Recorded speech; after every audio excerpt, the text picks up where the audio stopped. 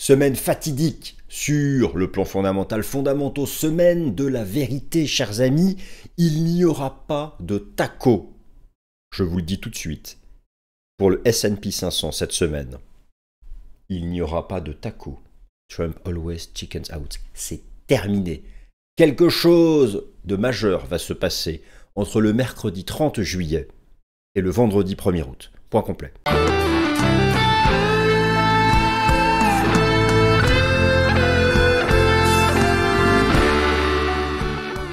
Avertissement légal, cette vidéo ne constitue en aucun cas un conseil financier.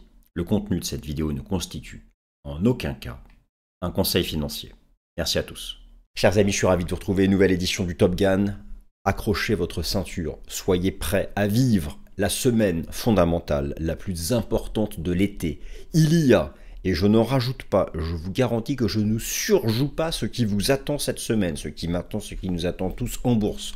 Entre le mercredi 30 juillet et le vendredi 1er août, vous avez à de rassembler la mise à jour de tout, et j'ai bien dit tout, T-O-U-T, et fermez les yeux et imaginez le tout en lettres capitales, en lettres majuscules. Tous les fondamentaux qui comptent sont rassemblés entre le mercredi 30 juillet et le vendredi 1er août.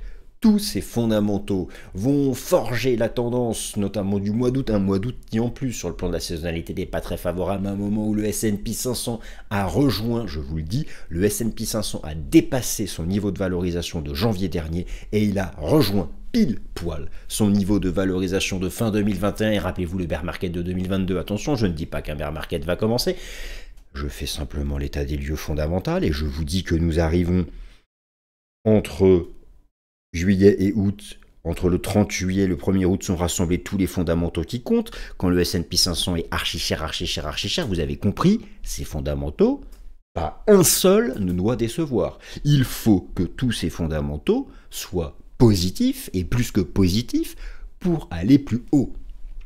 Quand bien même, à un moment ou à un autre, le S&P 500 doit consolider, doit retracer, doit marquer une pause. Même, j'oublie toutes les considérations fondamentales. Et pourtant, cette semaine, alors, dans cette vidéo, je donne le plan. Je vous fais le topo complet. La première partie, ce sera les dates. Même l'adjectif décisif n'était pas assez important, donc j'ai choisi moment de vérité, moment fatidique. Entre le 30 juillet et le 1er août, vous avez tout. La Fed, le rapport NFP, le PCE, la date limite de négociation commerciale, le PIB du T2, plein d'indicateurs macro avancés et les résultats des GAFAM. Il y a tout. J'ai rarement vu, en l'espace de 2 jours, une telle concentration de fondamentaux qui comptent. Et c'est pour cette raison que dans la première partie, je vais vous les rassembler et je vais vous les classer dans un ordre d'importance, dans un ordre de degré d'impact, en vous donnant des détails, en faisant un état des lieux de leur situation actuelle. Deuxième partie, S&P 500, saisonnalité. Non, malheureusement, août et septembre, c'est pas beau. Enfin, ce ne sont pas les 2 mois les plus performants du S&P 500, c'est moins qu'on puisse dire. Alors, il se présente fin juillet tout en haut, record historique, record de valorisation de 2021, semaine incroyable du 30 juillet au 1er août, date limite et alors, pour la Chine, c'est le 12 août, hein, je vais être précis. Mais pour tous les autres pays, c'est le 1er août. Et le taco, ça énerve énormément Trump. Il ne veut plus entendre parler de ça. Il ne veut plus que la presse ressorte taco. Donc, pas de marche arrière. On va au bout du bout cette semaine. Nous allons au bout du bout. Troisième partie, donc oui, je vous referai un topo Valo SP500 rapide, rassurez-vous. Quatrième partie, cette semaine des GAFAM. 4 stars des GAFAM publient leurs résultats, c'est la clé. Ce secteur pèse un tiers du S&P 500, voire un peu plus. Et puis on fera une grosse partie technique, S&P 500, VIX, rendement obligataire à 2 ans, donc ce sera archi complet en cette semaine de vérité sur le plan fondamental. Bienvenue à la nouvelle édition du Top Gun. Semaine fatidique, pas de taco pour le S&P 500. Bon, vous connaissez cette expression, taco, Trump always chickens out. Trump renonce toujours. C'est-à-dire que depuis le début de la guerre commerciale, début avril, il n'a fait que reporter les échéances. Cette semaine, le 1er août, c'est la date fatidique. Un énième report serait très nuisible à sa réputation. Alors attention, la Chine, c'est le 12 août. Donc, pas de taco cette semaine pour le S&P 500. Qui dit pas de taco, alors s'il y a un nouveau report, ok, mais qui dit pas de taco dit il faut transformer. Il faut des bons fondamentaux. À un moment où le S&P 500 est sur ses records historiques, et à un moment où en termes de valo, il a retrouvé ses records de fin 2021. Donc attention, attention. Le plan de cette vidéo, je vous l'ai donné à l'instant dans l'introduction. Je vous remets ici ça à l'écrit. Mais ce qu'il faut d'abord bien avoir conscience, c'est que nous allons vivre cette semaine. L'expression est un peu forte. La semaine de vérité, c'est peut-être même la semaine de la mort sur le plan fondamental. Alors, de la mort entre guillemets, bien sûr. Bon, mais j'ai rarement vu ça. J'ai rarement vu, en l'espace de 48 heures, autant de données fondamentales macroéconomiques et microéconomiques rassemblées. Et je pense que nous n'avons pas le droit à l'erreur.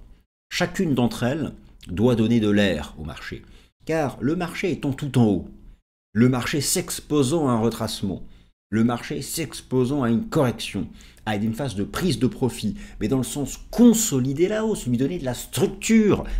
My God, ça sert à rien de monter en ligne droite. Ça ne fait que créer des excès qui seront corrigés par des excès. Par contre, de temps en temps, faire un retracement bien construit ou un trading range court terme, c'est bien, ça donne du corps au mouvement, et plus un mouvement a de corps, plus haut il ira.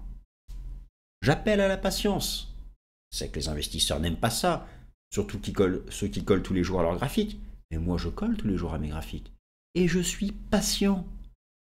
Et les séances de rouge et les semaines de rouge, je les prends avec sérénité, car elles ont toujours construit la tendance haussière de fond. Toujours. Alors, rappelez-vous ma sérénité dans le drop d'avril. Et qu'est-ce qui s'est passé? Le truc a remonté plein de balles. C'est toujours pareil. Bon, alors, nous ne sommes pas... Alors, première chose, effectivement, c'est une semaine archi lourde sur le plan des fondamentaux.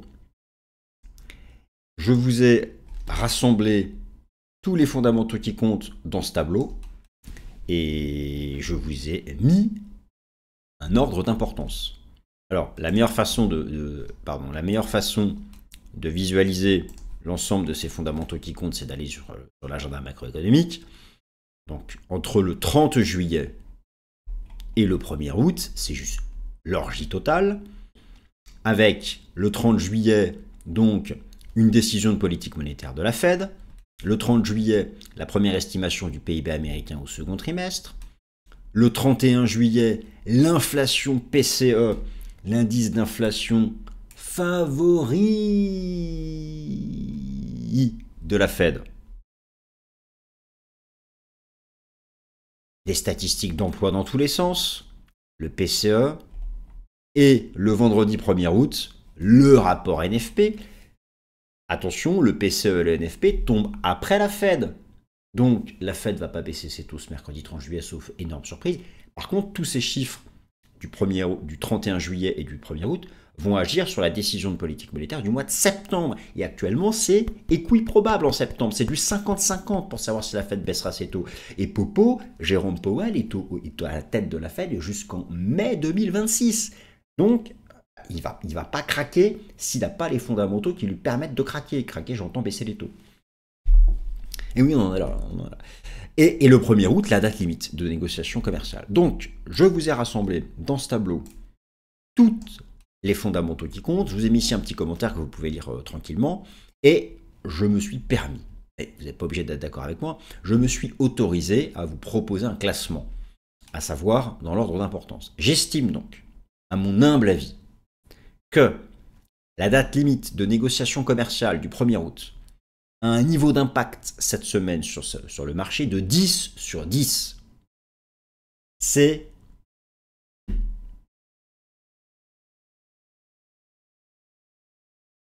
tellement fort que j'en suis resté muet quelques secondes.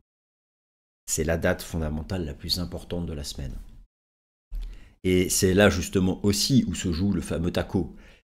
C'est-à-dire que, alors attention quand même, bon, le Japon c'est fait, pour la Chine, c'est le 12 août. Et des bruits de couloir sont déjà en train de dire que ça pourrait être reporté au-delà du 12 août. Alors vous voyez, pas de taco cette semaine pour le S&P 500. Peut-être, pour un certain nombre de pays, il n'y aura pas de taco, c'est 1er août. Mais la Chine. Et la Chine. Encore un report? Bon, voilà. En tout cas, 1er août pour tous les pays, 12 août pour la Chine, c'est majeur. Ensuite, deuxième point, vous avez la décision de politique monétaire de la Fed le mercredi 30 juillet. Importance 8, pas 10, pourquoi? Parce que la Fed passera pas assez tôt, parce qu'il n'y a pas de mise à jour de projection macroéconomique. Par contre, vous aurez un communiqué de presse, vous aurez une conférence de presse. Et dans l'interprétation des mots de ce communiqué de presse, et dans l'interprétation de la conférence de presse de Powell, nous allons savoir si la Fed s'inquiète des tarifs douaniers. Parce que tous les tarifs douaniers, eh bien, ça y est, ils vont rentrer en vigueur le 2 août. Et je vous renvoie vers le Top Gun de la semaine dernière, où j'ai évalué quel serait l'impact sur l'inflation PCE de ces tarifs douaniers à partir de la rentrée, plus 0,3, plus 0,4. Je vous rappelle que le PCE sous-jacent est actuellement à 2,7. D'ailleurs, cette semaine, vous avez donc la mise à jour du PCE. La mise à jour du PCE, je lui ai mis une importance de 7 sur 10. Pourquoi? Parce qu'il est attendu stable en fait. Le PCE Core est attendu à 2,7. Et en réalité, la vraie question, c'est à partir de la rentrée, où le gros des tarifs douaniers. Alors, si c'est du 15% pour tout le monde, ça va être limité, mais quand même, si vous voulez, ça peut maintenir le PCE Core à 2,7, 2,8, 2,9, voire 3. La Fed, elle veut du 2, hein, elle n'en est mort pas, elle veut du 2. Elle veut du 2. Alors, sauf si l'emploi décroche. Et c'est pourquoi, en troisième position, devant le PCE, j'ai mis le rapport NFP avec une note d'impact de 8 sur 10, parce que seule une dégradation massive du marché du travail peut amener la Fed à pivoter. La Fed qui donc prend une décision de politique monétaire ce 30 juillet, mais il n'y a pas de petit astérix, il n'y a pas de mise à jour des projections macro. Je vous rappelle qu'au stade actuel, la probabilité que la Fed baisse ses taux ce 30 juillet, c'est 2%, donc c'est 0. Mais par contre, il y a vraiment une bataille de chiffres pour le 17 septembre. Lorsque vous agrégez les anticipations de politique monétaire du marché avec les anticipations de politique monétaire du FOMC, c'est pas vraiment du 50-50, mais c'est 60% en faveur d'une baisse de taux le 17 septembre et excusez-moi, et 40% sans baisse de taux. Donc voilà, tout ça est archi serré. Et avec un S&P 500 aussi haut, il va falloir de l'air en provenance des autorités monétaires. Alors, attention, certains souhaitent que justement le chômage décroche. Alors, n'oubliez pas, hein, cette semaine, vous avez la Fed le mercredi 30 juillet. Vous avez l'inflation PCE le jeudi 31. La Fed regarde le corps PCE. Tout le problème est là. Le problème est sous vos yeux. Il n'y a pas de vague d'inflation. Il n'y a pas de vague d'inflation. Il y a une pause dans la désinflation. Il y a un trading range, hein, si je reprends un terme d'analyse technique. Vous l'observez comme moi. Il y a un trading range sur le PCE Core. Sauf que il manque un étage. La Fed, elle veut le ramener là. Tout ça, elle veut le mettre ici. Et si ce rectangle, descend là, c'est bon, baisse les taux. Tant que ce rectangle est ici, non. Et en fait, ce que craint la Fed, c'est que ces tarifs douaniers qui vont entrer en application à partir du 2 août et qui ne sont pas à 10, du coup, ils sont plutôt à 15, 20, eh bien, maintiennent ce rectangle sur longue période, voire même que le PCE Core remonte plutôt dans la partie haute, soit autour des 3, et avec un PCE Core à 3, il n'y a pas de baisse de taux, sauf si il y a une hausse du taux de chômage. Mais le taux de chômage, selon les derniers chiffres connus, est lui aussi parfaitement plat tout en bas. Donc vous avez un range tout en bas du taux de chômage, et vous avez un range à mi-hauteur de l'inflation PCE. Double range, pas de baisse de taux. Point final. Le problème, attention, c'est que si le chômage s'envole et que la Fed baisse ses taux à cause de la hausse du chômage, dans un premier temps, le marché action va prendre sa claque. Si le chômage s'envole, c'est que l'économie ralentit, c'est qu'on tend vers la récession. Dans un second temps, la baisse des taux fera remonter le marché action. Mais dans un premier temps, il y aura un choc. Attention à ça. Comprenez donc bien une chose. Cette semaine, du 30 juillet au 1er août, tout ce dont je vous parle là va être mis à jour. C'est fantastique, c'est une semaine incroyable. Il y a le suspense. Moi, j'adore vivre ce genre de semaine. Ça avance. On a les infos fondamentales. On y voit plus clair. Enfin, Vous allez voir qu'à coup sûr, à la fin de la semaine, tout aura été mis à jour et qu'on n'y verra pas plus clair. Sauf par contre pour les tarifs douaniers. Le problème, c'est qu'il va falloir attendre septembre-octobre pour voir l'impact sur l'inflation. Bon. En tout cas, qu'est-ce qui a compté vraiment? Mercredi, la Fed, ce sera un non-event. Je peux déjà vous dire ce que Jérôme Powell dira. Nous avons besoin de davantage de signes de la désinflation. Au stade actuel, ni l'emploi ni l'inflation n'autorisent une baisse des taux.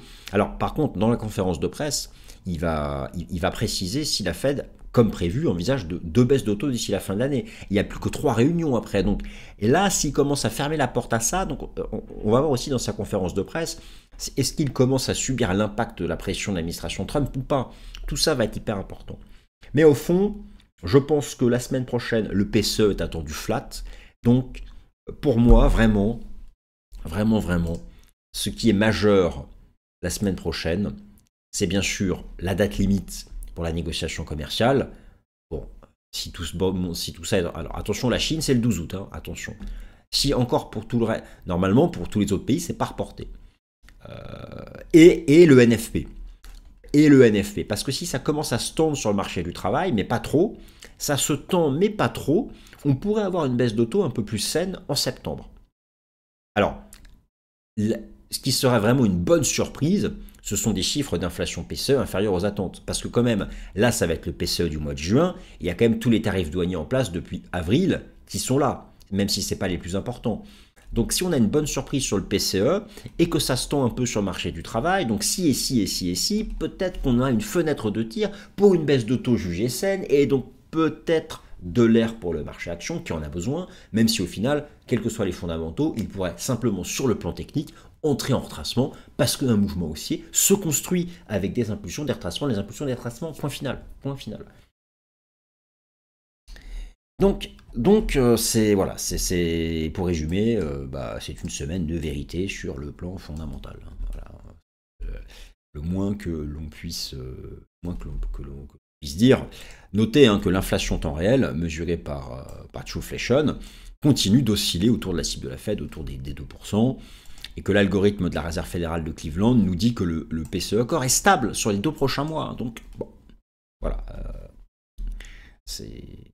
Tout ça donc fait que cette semaine est très importante sur le plan des fondamentaux. Alors, la partie technique du S&P 500, j'en dis un mot à la fin. Je voulais d'abord parler de saisonnalité. Alors, ces statistiques, ça compte toujours vraiment. Regardez par exemple, on a eu un très bon mois de juillet. Vous êtes d'accord avec moi? Il y a eu un mois de juillet très favorable pour le S&P 500. Mais regardez, en termes de saisonnalité, lorsque vous prenez la performance moyenne du S&P 500 depuis 1945, juillet est un des meilleurs mois, d'accord? Toute cette période a validé la saisonnalité.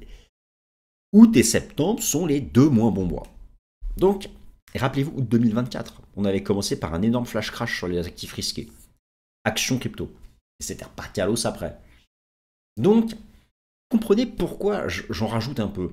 Non seulement vous avez des fondamentaux hyper importants concentrés entre le 30 juillet et le 1er août. Le S&P 500 est au plus haut, la Valo est au plus haute, et nous entrons dans une période de saisonnalité moins favorable. Tout ça, ça fait un cocktail un peu explosif.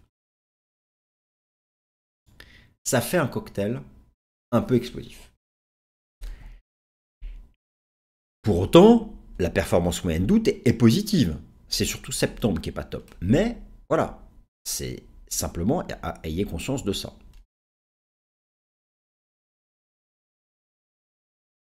Et il faut en avoir d'autant plus conscience que le S&P 500, selon le cap ratio ou PE de Shiller, a donc retrouvé son record de fin 2021 en dépassant le record du mois de janvier dernier. Effectivement, vous avez ici donc le price earning de Shiller qui est à 38,29 pour le S&P 500, dépassant donc le record de 37,70 de janvier dernier et voilà, pile poil le record de la fin de l'année 2021, à l'époque bien sûr le bear market. Alors, la guerre en Ukraine, la vague d'inflation, la hausse des taux, le contexte était différent. C'est pourquoi ce n'est pas parce qu'on retrouve un niveau de valo qu'on va refaire la même chose. Et on arrive à un niveau, fondamentalement parlant, pour aller plus haut, il ne faut pas avoir de mauvaises surprises fondamentales. Et j'ai trouvé ça percutant que cela arrive au moment où on a une semaine incroyable, je dis de vérité, sur le plan fondamental.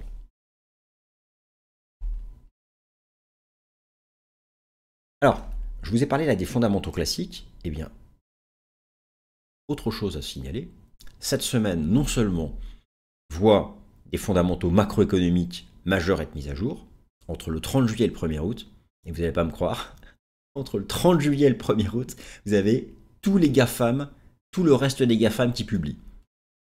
4 GAFAM qui publient. Microsoft, Apple, Amazon, Meta.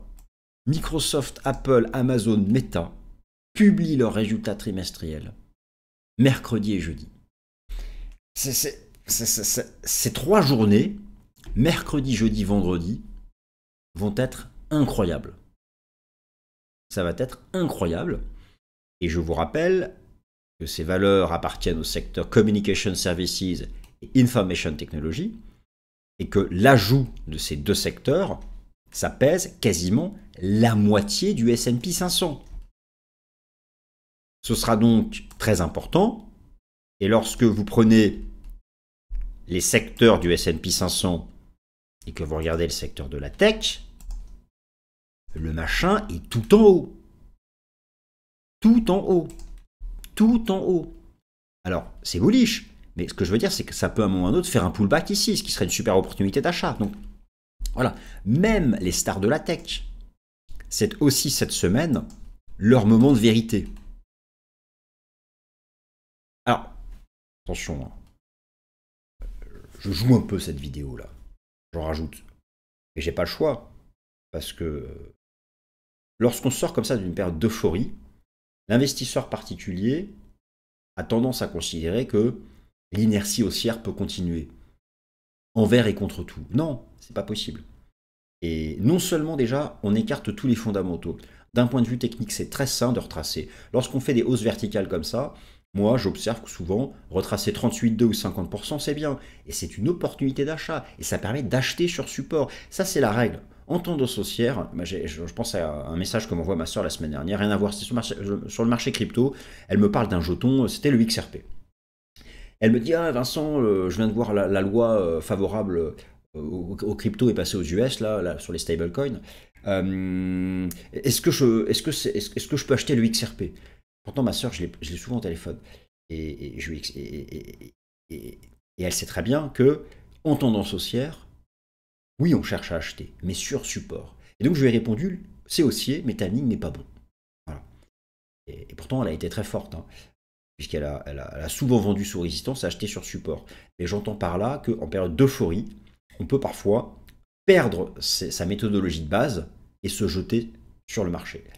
Eh bien, après l'inertie haussière des actifs risqués sur les dernières semaines, face à une telle semaine là qui démarre, retracer, je ne sais pas si ce sera le cas. Si les fondamentaux sont superbes, ce ne sera pas le cas. Mais quand bien même on enlève les fondamentaux, juste retracer sur le plan technique n'est absolument pas choquant et même classique. Et il faudra même, et si vous voulez, même l'argument qui va dire ah bah c'est de la faute des fondamentaux sur trace, non, parce que c'était peut-être écrit que cela devait arriver, parce qu'un mouvement, c'est une alternance d'impulsion et de retracement.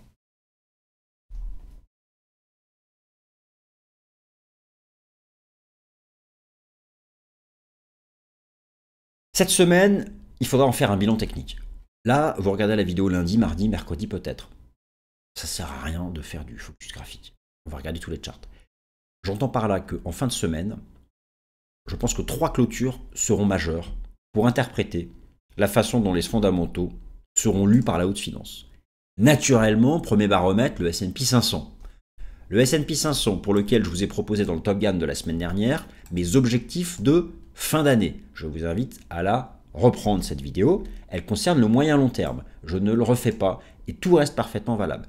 Pour ce qui est du court terme, au moment où j'enregistre cette vidéo, je l'enregistre avant lundi, donc ce sera peut-être le cas, mon message est de dire attention au retracement court terme. Depuis le breakout, ici, du 27 juin, il n'y a pas eu de retracement. J'aurais aimé, moi, voir ici un pullback sur l'ancien record. Vous voyez ici, là, plutôt que faire un range, si on avait fait un pullback et qu'on était reparti, je n'aurais pas mis en garde. Le problème, c'est qu'on ne l'a pas fait. Et dites-vous bien une chose, on le fera un jour. Et on le fera quand vous ne vous y attendrez plus.